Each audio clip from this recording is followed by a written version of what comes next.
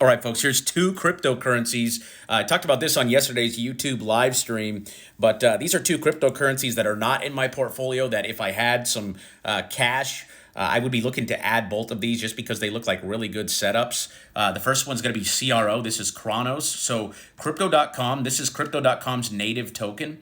So they actually just got a banking license. So they're like legitimately recognized as a bank, or at least they're like got approved for it or something like that. They're getting all the right regulations stuff set in place. All that fundamental stuff sounds good, but what we really like to focus on here is the charts, okay? You could see that every time CRO comes down here and gives you a green dot, boom, it's time to buy. Boom, it was time to buy here in October of 2023. It was time to buy here in September of 2024 at 7.5 cents. It went all the way up to 23.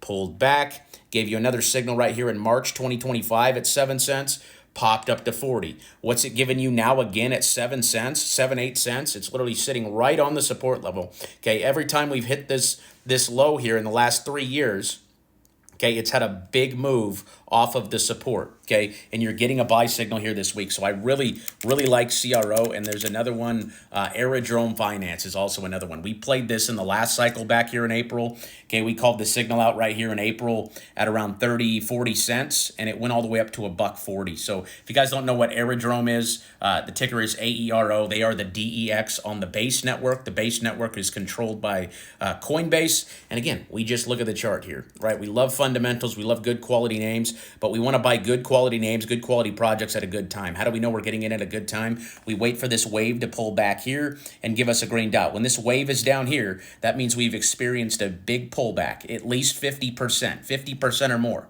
Okay, from 140 up here, 160, that was the top there in August. We're down 82%. Okay, we called the top right here in August. Okay, this is when we were selling all of our crypto up here.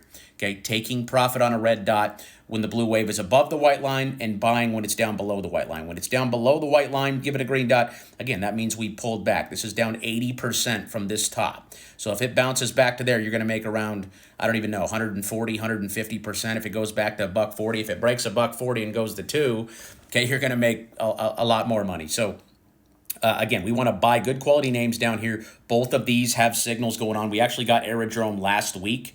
That was on the week of February 16th, and that came right there at 30 cents. So you're already up 20% if you bought the last week's signal. Again, these are weekly signals. These are not day trades. Our typical time frame to hold off of a signal is for 1 to 6 months. So you could see this one got the signal here in in April, and it topped out in August. Okay, that was a 5-month holding period to go from 30 to $1.40. So again, these are not day trades. These are swing trades, but both of these are setting up very nice.